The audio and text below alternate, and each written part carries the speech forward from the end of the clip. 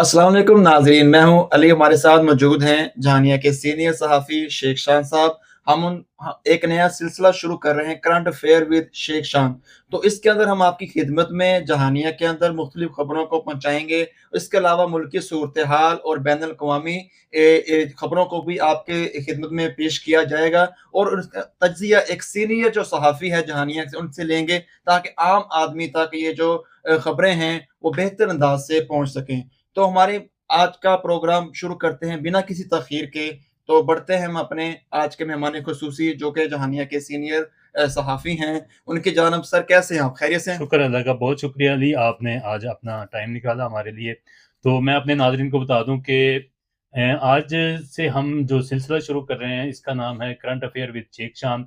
अली ने ये इनिशिएटिव लिया और इनका शुक्रिया। ये हर हफ्ते इन्होंने कहा है कि ये टाइम निकालेंगे और हमारे साथ गुफ्तगू करेंगे। हम इलाकाई, मुल्की और बैनुल अक़वामी, हमारी इतनी इस्तिताअत तो नहीं है, लेकिन इसके बावजूद हम आपकी खिदमत में ये चीज़ें आपके सामने लेकर आएँगे। तो मैं एक दफ़ा फिर शुक्रगुज़ार हूँ अली का कि इन्होंने टाइम निकाला और हर हफ्ते जो है एक इनिशिएटिव दिया है इस चीज़ का कि हम तमाम जो हालात हाज़िरा के सूरत-ए-हाल खबरें तो आप सुनते रहते हैं, जो भी हेडलाइन सुर्खियाँ की हद तक तो आप तक ये खबरें पहुँचती रहती हैं, लेकिन जो इसका तज्ज़िया है, जो खबर के पीछे जो हक़ाइक़ होते हैं, वो आप तक अक्सर नहीं पहुँच सकते थे। इसलिए हमने ये इनिशिएटिव लिया है कि खबरों के पीछे, सुर्खियों के पीछे जो असलियत होती है, जो हक़ाइक़ होते हैं, वो आपके सामने रखे जाएँ। तो मैं एक दफ़ा फिर अली की वसासत से आप सबका शुक्रगुज़ार हूँ कि आपने हमें जॉइन किया, हमें फ़ॉलो किया और हमें जो है वो अच्छे-अच्छे कमेंट्स करते हैं। बहुत शुक्रिया। जी अली। सर ये तो आपकी मोहब्बत है, बल्कि आपने टाइम दिया, आपके शुक्रगुज़ार है हमारी टीम। तो सर शुरुआत करते हैं जहानिया की खबरों से। तो पहली जो खबर पिछले कुछ दिनों चली कि लाला सहराई कॉन्फ्रेंस मुनक्कद की गई जहानिया के अंदर, जिसकी बुनियाद 1960 में रखी गई। इस बारे में थोड़ा-सा हमारे जहानिया की अवाम को गाइड करें, ये कौन-सी कॉन्फ्रेंस थी और इसका पस-ए-मंज़र क्या था? ये लाला सहराई एक नामवर शख्सियत थे जहानिया की। जहानिया की सियासत में, अदब में, मुल्क की अदब में और उर्दू की पहचान थे वो। अपने ताईं वो एक शायर भी थे और ख़ास तौर पर जो उन्होंने मकबूलियत पाई, लाला सहराई ने, सादक उनका नाम था, लाला सादक उनको कहा जाता था। तो उन्होंने जहानिया से अपनी ज़िंदगी का आगाज़ किया और यहाँ पर जो है वो एक सियासत में, मुकामी सियासत में उनका नुमायाँ किरदार था। तो उस हवाले से उनकी याद में गुज़िश्ता दिनों जो है वो 22वीं जो है वो बरसी उनकी मनाई गई और उनके साहबज़ादगान ने जो है वो इसका एहतमाम किया था। तो ये अहले जहानिया को और नई नस्ल को ये बताने के लिए कि लाला सहराई कौन थे, उसके तहत ये एक जो है वो तकरीब का इनेकाद किया गया था। बहुत शुक्रिया शेख साहब। दूसरा खबर ये थी कि एक तकरीब के अंदर आपके बारे में ये चर्चा थी जहानिया के अंदर कि आपने इंडिया पाकिस्तान समझे जाने वाली 2 शख्सियात जहानिया इनको आपस में मिलवा दिया, इनको गले मिलवा दिया। वो क्या सीन था? वो ज़रा बताएँ। ये दरअसल ये पहले भी मैं 1-2 दफ़ा कर चुका हूँ, लेकिन वो कैमरे की आँख से मैं महफ़ूज़ नहीं हो सका था। तो इस दफ़ा मुझे मौका मिला लाला सहराई की तकरीब में दोनों उम्मीदवार हाजी अताउर रहमान और खालिद जावेद साहब शामिल थे। तो दोनों बैठे भी साथ-साथ थे, खाना भी उन्होंने थोड़े से वक़्फ़े के साथ इकट्ठे ही खाया था। तो मैं इसी जो है वो उसमें था, वक़्त के उसके इंतज़ार में कि मुझे मौका मिले और मैं दोनों को जो है वो वहाँ गले भी मिलवा दूँ और बगल-कीर भी हो जाएँ।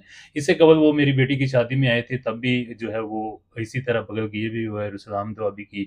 तो ये मैंने एक वो क्योंकि वो कैमरे की आँख में महफ़ूज़ नहीं हो सका था, तो मैंने कोशिश की कि इस दफ़ा कैमरे की आँख में इसको महफ़ूज़ करके उनके वर्कर्स, उनके फॉलोअर्स, उनके चाहने वालों को ये पैगाम दिया जाए कि जो है नफ़रतें नहीं हमें चाहिए इस शहर में, हमें मोहब्बतें चाहिए। सियासी इख्तिलाफ़ात अपनी जगह, नज़रियाती इख्तिलाफ़ अपनी जगह, काम के हवाले से सवालात अपनी जगह, लेकिन एक-दूसरे के साथ इख़लाक़ से पेश आना, हमें जो है वो इस पर जो है वो काम करना चाहिए। ये सियासत का हुस्न है, क्योंकि सियासत के अंदर अगर जमहूरियत इक़्तिदार ना हो तो सियासत बेमैनी हो जाती है।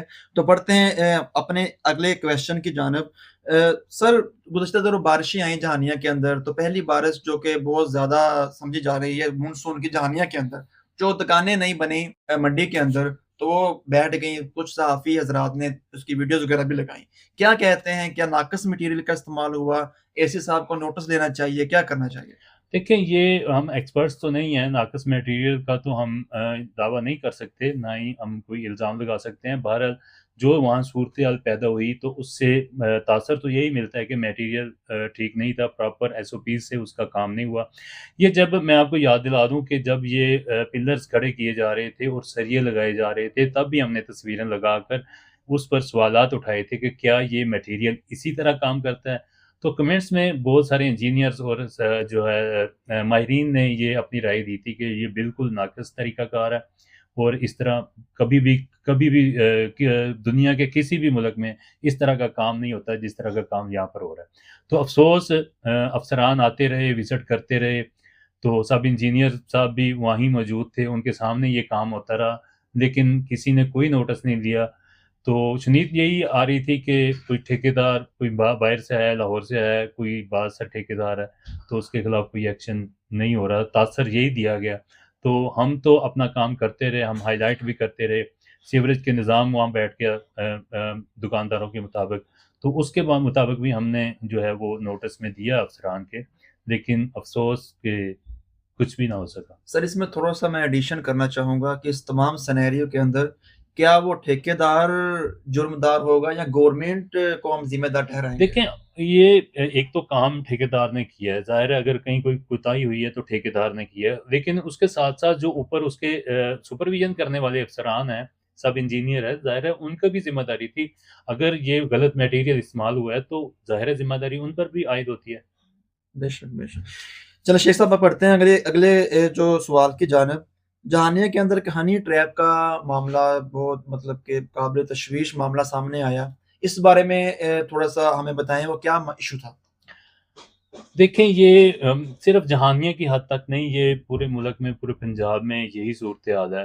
لوگ گھر بلا لیتے ہیں چکر دے کے، کسی لڑکی کی آواز میں گفتگو کر کے یا کسی طریقے سے گھر بلا کے، جیسے کچے کے علاقے میں ہوتا ہے کہ وہ بلا لیتے ہیں، بلا کے جو ہے وہ تاوان کا مطالبہ کرتے ہیں۔ تو یہاں پر بھی ایک طریقہ کار ہے جسے ہنی ٹریپ کہا جاتا ہے، کہ فون کر کے کوئی لڑکی کسی معزز شخص کو، کسی لڑکے کو یا کسی باعزت شہری کو جو ہے وہ ورگلاتی ہے، اور ان کو جو ہے گھر بلا کر پھر ان کو تشدد کا نشانہ بنایا جاتا ہے، اور اس کے بعد اس سے رقم کا مطالبہ کیا جاتا ہے۔ اس جو صورتحال ہے اس کو ہنی ٹریپ کہتے ہیں۔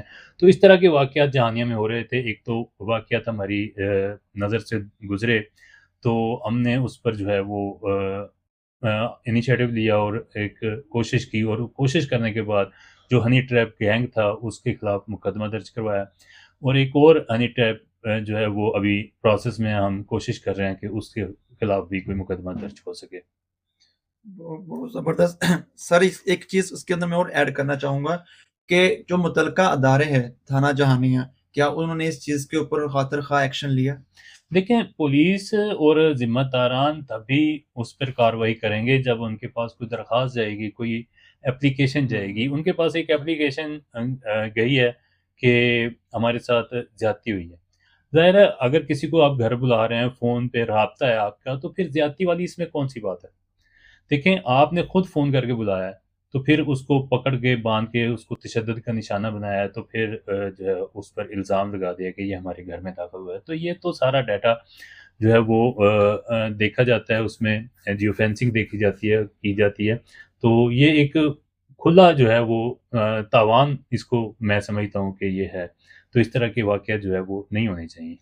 سر گزشتہ دنوں جہانیہ کے اندر 2 سوسائڈس کا معاملہ بھی ہوا، اس بارے میں کیا کہتے ہیں آپ؟ دیکھیں یہ ہمارے معاشرے میں ایک عام روٹین بن گئی ہے۔ لوگ پریشان ہیں غربت سے اور گھریلو حالات سے، اپنے بچوں کی ضروریات سے۔ دیکھیں ایک والد کو جب ایک اس کی بیٹی فرمائش کرتی ہے کسی چیز کی اور وہ نہیں لا کے دے سکتا، تو اس سے بڑی میں سمجھتا ہوں کہ کوئی بھی اس کے لیے شرمندگی نہیں ہے۔ تو اسی طرح لوگ جو ہیں وہ غربت کے ہاتھوں جو ہے وہ مجبور ہو رہے ہیں۔ تو یہ عام ایک روٹین بنتی جا رہی ہے جو سوسائڈ کی۔ تو میں سمجھتا ہوں کہ حکومت کو اس پر جو ہے وہ دیکھنا چاہیے، اور ملک کی حالات جو ہے وہ بہتری کی طرف جانے چاہیے۔ بہت زبردست شیخ صاحب۔ پاکستان میں جو متوسط طبقہ ہے جو کہ कम आमदनी वाला तबका है वो मुसलसल पिस रहा है। हुकूमत नवीदें सुना रही है कि हालात बेहतर हो रहे हैं, बेहतरी की जानब जा रहे हैं, लेकिन ऐसा होता नज़र नहीं आ रहा। इस बारे में आप क्या तज़िया पेश करते हैं? कहाँ पर खराबी है? देखें वो कहते हैं ना कि ज़ुल्म का निज़ाम नहीं चल सकता या नाइंसाफ़ी का निज़ाम नहीं चल सकता। देखें हमारे मुल्क का जो जुडिशल सिस्टम है वो बिल्कुल ख़राब है, बिल्कुल ख़त्म है, इंसाफ़ मिल नहीं पा रहा। अशराफिया को जो है वो सहूलतें दी जाती हैं, उनको कानून से मुबर्रा करार दिया जाता है। आप देख लें बड़े-बड़े केसेज़, अगर किसी गरीब का बच्चा कोई गलती कर बैठे तो उसको लटका दिया जाता है, उसको सख्त से सख्त सज़ा दी जाती है, लेकिन जब अशराफिया का कोई बच्चा कोई गलती करता है तो उसको साफ मक्खन के बाल की तरह जो है निकाल दिया जाता है। तो इस तरह नाइंसाफ़ी जब तक ख़त्म नहीं होगी, कानून की अमलदारी नहीं होगी, तब तक मैं समझता हूँ कि मुल्की हालात जो है वो तरक्की की तरफ नहीं जाएँगे, सरमायाकारी नहीं आएगी, माशी हालात बेहतर नहीं होंगे। तो ये मुल्क की सूरत-ए-हाल जब तक सियासी अदम इस्तेहकाम जो है वो मुल्क की जो है मुआशी हालात पर बहुत बुरी तरह असर-अंदाज़ हो रहा है।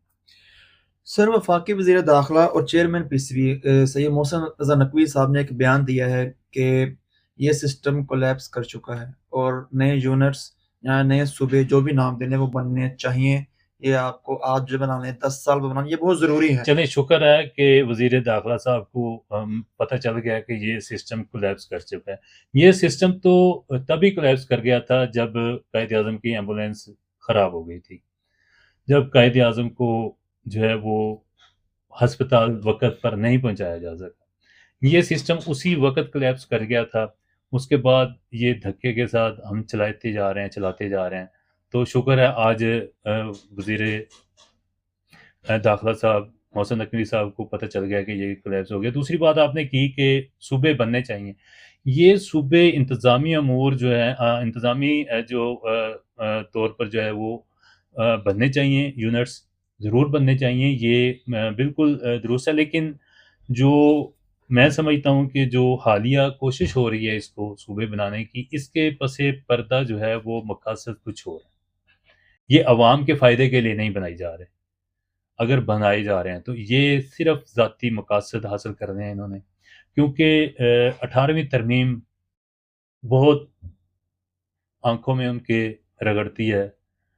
वो जो है, जो सूबे अपनी मर्ज़ी से अखराजात करते हैं, वो वापस लेना मकसूद है। मैं ये समझता हूँ तासर यही है। बाकी आगे इंतज़ामी यूनिट्स जो हैं वो अशद ज़रूरत है, बहुत ज़रूरत है। जनूबी पंजाब बहुत महरूमियों का शिकार है, बहावलपुर सूबा बहुत महरूमियों का शिकार है। मैं समझता हूँ कि ये बहुत ज़रूरी हैं यूनिट्स, लेकिन ट्रांसपेरेंट तरीके से और मुंतखब हुकूमत इसको करे तो ज़्यादा बेहतर है। सर, डॉक्टर तारुल कादरी साहब ने 2014 में प्लान दिया था कि पाकिस्तान के अगर 35 सूबे या यूनिट बना दिए जाएँ, जिसमें असेंबलियों का सिस्टम ख़त्म कर दिया जाए, तमाम इख्तियारात कमिश्नर को, हर डिवीज़न को सूबा बना के उसको दे दिए जाएँ, जिसमें अलग से सीएम हाउस वग़ैरह नहीं ठीक है, बनेगा। तो आप क्या कहते हैं? देखें ताहिरुल कादरी का जो सिस्टम था वो सिर्फ़ इंतज़ामी यूनिट्स पर सिर्फ़ मबनी नहीं था। वो एक पूरा निज़ाम लेकर आए थे। वो सदारती निज़ाम और डायरेक्ट वोटिंग जो का उनका मुतालबा था, वो धरने में जो उन्होंने रखे थे जो मुतालबात, और वो बिल्कुल मौसर तरीक़ाकार के तहत वो चाहते थे कि इंतख़ाबात हों। आपको गलियों-नालियों पर वोट ना डालना पड़े। आपको मुल्क की सतह पर पॉलिसियों के मुताबिक जो है वो वोट कास्ट करना चाहिए। अगर नवाज़ शरीफ अच्छा काम कर रहा है तो डायरेक्ट एक वोटर डायरेक्ट जो है वो नवाज़ शरीफ को वोट करे। ना कि वो मुकामी उम्मीदवार, मुकामी जो नुमाइंदे की गलियों-नालियों पर वोट लेकर आगे जाकर जो है वो किसी और को बेच दे या किसी और की तरफ जो है वो वोट डाल दे। तो डायरेक्ट वोटिंग का निज़ाम सबसे अहम है, जो सदारती भी हो सकता है, पार्लिमानी भी हो सकता है। अमेरिका का निज़ाम जो है उसको हम अगर फ़ॉलो करें, यूरोप के जो निज़ाम है जमहूरियत है, हम उसको फ़ॉलो कर सकते हैं। तो ये एक मुनज़्ज़म निज़ाम तारिक़ कादरी साहब का दावा है कि उनके पास मौजूद है, तो उससे मुस्तफ़िद हुआ जा सकता है। बहुत शुक्रिया। शेख साहब, ये बताएँ कि जो ग्रीन इलेक्ट्रिक बसें पंजाब हुकूमत का इनिशिएटिव है पूरे पंजाब के अंदर, जिस तरह जहानिया के अंदर भी एक बस खानेवाल तक जो रूट है, तो क्या कहते हैं इससे अवाम को फ़ायदा हो रहा है? वहाँ घंटों वहाँ इंतज़ार करती है बस, वो मुकम्मल भरती है तो फिर वो वहाँ से चलती, क्या कहते हैं आप? देखें شومی یہ قسمت ہے کہ عوام کو مفاد پہنچانے کی بجائے صرف اپنی جیبیں بھرنے کے جو منصوبے ہیں وہ ان کو زیادہ عزیز ہیں۔ آپ دیکھیں ایک پروجیکٹ ہمارا 20 سال سے تیار پڑا ہے، جنرل بس اسٹینڈ، اس کو بروئے کار نہیں لایا جا رہا۔ بس کھڑی ہوتی ہے ٹی ایچ کیو کے پاس۔ اب اس کے پیچھے کہانی کیا ہے کہ 100 شیڈز بنانے ہیں زرعی پنجاب حکومت نے ضلع خانیوال میں 100 شیڈ، اور ایک شیڈ کی جو قیمت ہے وہ شنید ہے کہ سننے میں آ رہی ہے کہ 26 لاکھ روپے، اور 100 بنیں گے تو 26 کروڑ کا۔ آپ دیکھیں کہ 26 کروڑ، اور وہ 26 لاکھ کا ایک شیڈ جو تیار ہو رہا ہے وہ میں سمجھتا ہوں کہ اگر لوکل طریقے سے تیار کیا جائے تو 2-4 لاکھ میں بن سکتا ہے، لیکن یہ کہا جا رہا ہے کہ وہ 26 لاکھ میں تیار ہو۔ اگر ایسا واقعی ہے تو یہ دیکھیں ایک بہت بڑا جو ہے فنامنا ہے ہمارا۔ کرپشن ہماری رگوں میں سرایت کر چکی ہے، ہم اس کا تدارک نہیں کر پا رہے۔ یہ گرین بسز جو ہیں وہ 3 بسز یا 6 بسز، 3 بسز جہانیہ کو ملی ہیں، تو یہ 3 بسیں چلتی ہیں، ٹھیک ہے، لیکن سہولت ہے اس میں، بالکل کوئی شک نہیں ہے اس میں۔ وزیر اعلیٰ پنجاب کا انیشیٹو جو ہے وہ بالکل درست ہے، اور اس سے جو ہے وہ لوگ فائدہ بھی حاصل کر رہے ہیں۔ ایئر کنڈیشن بس ہے، اور چکوک میں جو مسافر آتے ہیں روزانہ شاپنگ کے لیے جہانیہ یا خانیوال جاتے ہیں ان کو بہت سہولت ہے، لیکن اس کے ساتھ ساتھ جو ہے وہ ایک کرپشن کا راستہ بھی کھلا چھوڑا گیا ہے۔ اگر اس میں بچت کر کے جو جہانیہ کا مین پرابلم ہے، جو بائی پاس کا جو ڈیزائن ہے اس کے سروس روڈ جو ہے وہ نہیں مکمل ہو سکے، ان پر اخراجات کیے جا سکتے تھے۔ شیڈز کو تو تھوڑا بہت جو ہے وہ ایڈجسٹ کیا جا سکتا ہے، کوئی یوٹیلائز جو ہے ہمارے جو پروجیکٹ پڑے ہوئے ہیں، جو جنرل بس سٹینڈ ہے اس کو یوٹیلائز کیا جا سکتا ہے، یا جو اسٹیشنز ہیں وہاں چھوٹے چھوٹے بنائے جا سکتے ہیں کم خرچ میں۔ اور جو مین جو رقم ہے، جو اشد ضرورت ہے جس سے لوگوں کو جانوں کا ضیاع ہو رہا ہے، وہ بائی پاس کا جو ڈیزائن ہے، جو وہاں پر سروس روڈ نہیں بنے، اس کی زیادہ اشد ضرورت ہے، لیکن کوئی اس پہ توجہ نہیں کر رہا۔ لوگ روزانہ مر رہے ہیں، روزانہ احتجاج ہو رہے ہیں، روزانہ جو ہے وہ لوگ رو رو کے پیٹ پیٹ کے اپنے مرنے والوں کی قبروں پر حکومت کو بددعائیں دے رہے ہیں، لیکن حکومت جو ہے وہ ٹس سے مس نہیں ہو رہی۔ یہ میں سمجھتا ہوں کہ ایک فنامنا ہے ہمارا۔ سر اس کی ذمہ داری ہم کس کے اوپر ڈالیں گے؟ مطلب کہ ظاہر ہے جو اہل اقتدار ہیں، جو اہل جو جن کے پاس اختیارات اگر ہیں، ہم نچلی سطح کے اوپر ہاں بات کریں، ہاں اختیارات ہیں جن کے پاس، جو پالیسی میکر ہیں، ظاہر ہے انہی پہ یہ ذمہ داری جائے گی۔ ٹھیک ہے سر، انٹرنیشنل خبروں کی جانب بڑھتے ہیں۔ ڈونلڈ ٹرمپ نے ایک بار پھر سے یو ٹرن لے لیا ہے ایران کے معاملے میں، بھی ہم بمباری نہیں دیکھیں کریں گے۔ جو ڈونلڈ ٹرمپ ہے نا، اس سے کچھ بھی بعید نہیں ہے۔ یہ کوئی پتہ نہیں ہے، صبح وہ آئے اور آ کے جو ہے پریس کانفرنس میں اپنی ماں کو گالیاں نکالنا شروع کر دے، کسی کو گالیاں نکالنا شروع کر دے۔ اس لیے میں سمجھتا ہوں کہ اس کو ڈسکس کیا ہی نہیں جانا چاہیے۔ اس سے کچھ بعید نہیں ہے، یہ ایران کو بول دے، یہ پاکستان کو گالیاں نکال دے، یہ سعودیہ کو کچھ کہہ دے، تو یہ ذہنی توازن میں سمجھتا ہوں کہ اس کا ٹھیک نہیں ہے۔ اس کو ڈسکس کرنا ہی جو ہے وہ بے وقوفی ہے۔ ٹھیک ہے سر، ایران کے ایک منسٹر نے اعلان کیا ہے کہ ہم امریکہ کو سپر پاور نہیں مانتے، اس کا عروج ختم ہو چکا ہے، ہم دیکھیں چائنا کو مانتے ہیں۔ یہ تو حقیقت ہے کہ جو ایک کھڑا تھا مینار، یا سمجھ لیں کہ ایک ہوا تھا امریکہ سپر پاور، وہ تو اب ختم ہو گیا۔ یہ ہوا تو ایران نے جو غبارے سے ہوا نکال دی ہے، اس کو اس کی دفاعی نظام سارا فیل ہو گیا۔ بالکل اس کا بھی فیل ہو گیا، اور جو آئرن ڈوم نامی ایک اسرائیل دفاعی نظام تھا اسرائیل کا، وہ بھی زمین بوس ہو گیا۔ آپ نے دیکھا ہے کہ وہاں پہ بھی جو ہے وہ میزائل وہاں کامیابی سے ہٹ کیے ہیں ایران نے۔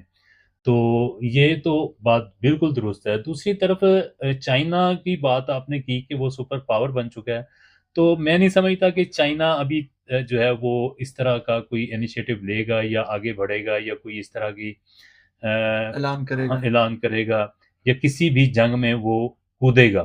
دیکھیں امریکہ اپنی جنگ نہیں لڑتا، یہ اپنی اتحادیوں کی جنگ نہیں لڑتا ہے۔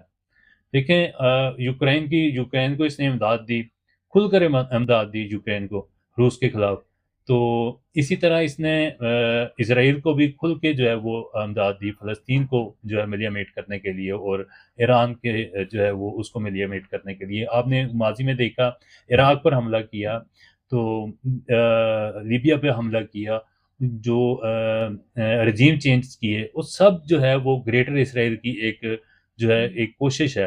امریکہ کی اپنی جنگ ہو سکتا ہے اس پہ اس کے ذاتی مفادات ہوں اس میں، ظاہر ہے جو منرلز ہیں یا تیل ہے یا قدرتی وسائل ہیں وہ حاصل کرنے کی کوشش کی ہوگی، لیکن اس کے در پردہ جو ہے وہ زیادہ اسرائیل کے مفادات مخفی ہیں. وہ اپنے اتحادیوں کی جنگ لڑتا ہے، نیٹو کے میں بھی وہ سب سے بڑا فنڈ دیتا ہے.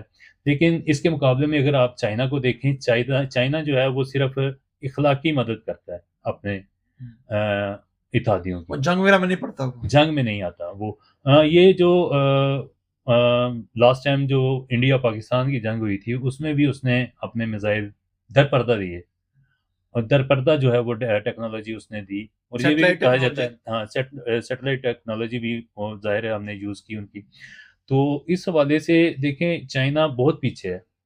چائنا آگے آ کے فرنٹ لائن پہ آ کے جو ہے وہ کوئی کاروائی نہیں کر رہا. اگر ہم دوسری طرف آپ دیکھیں کہ چائنا کا ایک بڑا جو ہے وہ اس کے ساتھ تائیوان کے ساتھ ایک بڑا کنفلکٹ ہے، اس میں بھی اس کو بھی وہ سالو نہیں کر پا رہا، صرف اس وجہ سے کہ تائیوان کے پیچھے امریکہ کھڑا ہے. تو جو چائنا کو ابھی تھوڑا ٹائم لگے گا شاید، تو وہ شاید سپر پاور بن سکے. بہت شکریہ شیخ صاحب.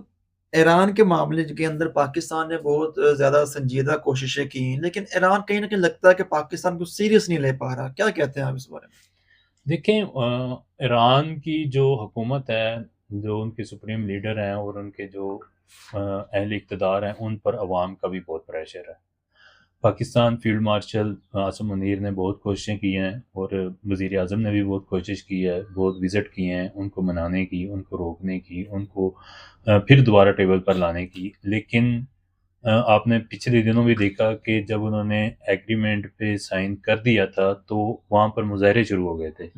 ان کی عوام کا ان پر بہت پریشر ہے. اگر وہ امریکہ کی سپرمیسی کو تسلیم کرتے ہیں تو ان کو اپنی عوام سے مزاحمت کا سامنا کرنا پڑتا ہے، اور اگر نہیں کرتے تو وہ خود جاتے ہیں. تو یہ ایک کشمکش چل رہی ہے حکمرانوں کی، عوام کی اور انٹرنیشنل اسٹیبلشمنٹ کی. تو اس میں وہ دیکھ کے چل رہے ہیں. اب اس میں پاکستان کا تو اتنا قصور نہیں ہے، پاکستان نے تو اپنی پوری کوشش کی ہے کہ یہ معاملہ ٹیبل پر حل ہو جائے، لیکن ظاہر ہے کہ ان کے داخلی معاملات بھی ہوتے ہیں، انہوں نے ان کو بھی دیکھنا ہوتا ہے. شیخ صاحب، پاکستان کا سعودیہ کے بعد کویت کے ساتھ بھی دفاعی معاہدہ ہو گیا ہے. کیا یہ کہیں نہ کہیں سمجھا جائے گا کہ امریکہ کی خلیجی ممالک سے چھٹی ہونے والی ہے؟ نہیں، امریکہ کی خلیجی ممالک سے چھٹی نہ وہ کرے گا، نہ ہی یہ کروا سکتے ہیں. یہ ہے کہ پاکستان کو ایک سپیس مل رہی ہے، ابھی بہت وقت ہے. پاکستان نے جو اچیو کیا ہے اپنا، اس میں جو لاسٹ ٹائم انڈیا کے ساتھ کنفلکٹ ہوا تھا 10 مئی 10 مئی کو، وہاں سے بہت کچھ گین کیا. پاکستان کی پروفائل جو ہے وہ زیادہ وزنی ہو گئی ہے، اور اس طرح انٹرنیشنل سطح پر پاکستان کی اہمیت مزید بڑھ گئی ہے. اور اقوام یہ جانتے ہیں، ممالک یہ جانتے ہیں کہ پاکستان ایک مضبوط فوج رکھتا ہے اور ایک اچھی جو ہے ایئر فورس اس کے پاس موجود ہے. تو اگر اس طرح کے زیادہ ممالک آئیں گے وسطی ایشیا کے اور دیگر، ایک میں سمجھتا ہوں کہ مقامی سطح پر ایک جو ہے وہ ایک یونٹ بننا چاہیے، ایک اتحاد بننا چاہیے جو ممالک کا ہے. تو یہ ہم چل پڑے ہیں اس طرف. اللہ خیر کرے گا، پاکستان کو مزید کامیابیاں حاصل ہوں گی. بہت شکریہ شیخ صاحب. لاسٹ کویشچن انڈیا کے حوالے سے کہ وہاں کاکروچ جنتا پارٹی نے انڈیا کو سرنڈر کر دیا نریندر مودی کو. کیا کہتے ہیں آپ اس حوالے سے کہ ان لوگ جو بچوں نے احتجاج کیا، اپنے حقوق کے لیے آواز اٹھائی، اس بارے میں کیا کہتے ہیں؟ دیکھیں یہ جین زی جو ہے وہ اب وہ ہم بومرز کے مقابلے میں بہت باشعور ہے. ہم تو گزار چکے اپنی جو گزارنی تھی. تو اب یہ پڑھی لکھی قوم ہے. یہ آپ نے دیکھا ہے صرف انڈیا میں نہیں، سری لنکا کو دیکھ لیں، نیپال میں دیکھ لیں، بنگلہ دیش میں دیکھ لیں. تو جین زی جو ہے اب غالب آ رہی ہے. یہ ایک سمجھ لیں کہ تاریخ کا حصہ ہے کہ جب بھی نئی قوم آتی ہے، نئی جنریشن آتی ہے، وہ اپنے آپ کو منواتی ہے. تو پاکستان میں ہماری جو جنریشن ہے یہ بھی نکلنا چاہتی ہے، لیکن جو سیدھی گولیاں چلتی ہیں اس کے مقابلے میں جو ہے وہ پھر ٹھوس ہو جاتی ہے. تو اللہ خیر کرے گا، شعور آ چکا ہے، پورے خطے میں آ چکا ہے. تو انشاءاللہ پاکستان میں بھی جو ہے وہ تبدیلی آئے گی. انڈین پرائم منسٹر کا یہ ٹویٹ کہ انہوں نے نازیبا الفاظ استعمال کیے احتجاج میں، میری مری ہوئی ماں کو گالیاں دی، اس بارے میں آپ سمجھتے نہیں تھوڑا-سا زیادہ کر دیا جین زی نے؟ دیکھیں جب کسی کا آپ گلا دبائیں گے تو وہ اس کی آنکھیں تو باہر آئیں گی۔ اگر آپ نے ان کو اس حد تک لا کے کھڑا کر دیا ہے کہ وہ سڑکوں پر نکلنے پر مجبور ہیں، خودکشیاں کرنے پر مجبور ہیں، تو پھر ان کے سامنے کسی کی ماں، کسی کی بہن کا کیا احترام رہ جاتا ہے؟ مجھے یہ بتائیں کہ یہ نہیں ہونا چاہیے، ظاہر ہے جذباتی ہے، نئی قوم، نئی نسل جو ہے وہ جذباتی ہے، اس طرح کے معاملات نہیں ہونے چاہیے۔ ہم تو پہلے ہی عزت اور احترام کے علمبردار ہیں، ہم تو اس کی مذمت ہی کریں گے، لیکن دوسری سائڈ کو بھی دیکھنا چاہیے کہ اگر آپ کسی کا گلا دبائیں گے تو اس کی آنکھیں تو باہر آئیں گی، اس کے منہ سے تو پھر چیخ پکار تو نکلے گی۔ بہت شکریہ شیخ صاحب، آج کے جو ایپیسوڈ نمبر 1 تھا اس کا اختتام کرتے ہیں۔ تو بہت ماشاءاللہ سے آپ نے اچھے انداز سے اپنا تجزیہ پیش کیا۔ تو ناظرین امید کرتے ہیں آپ کو کرنٹ افیئر ود شیخ شان جو ہے کا پہلا ایپیسوڈ بہت پسند آیا ہوگا۔ ملتے ہیں اگلے ہفتے اس کے دوسرے ایپیسوڈ کے ساتھ، تب تک کے لیے ہمیں اجازت دیجیے، اللہ حافظ۔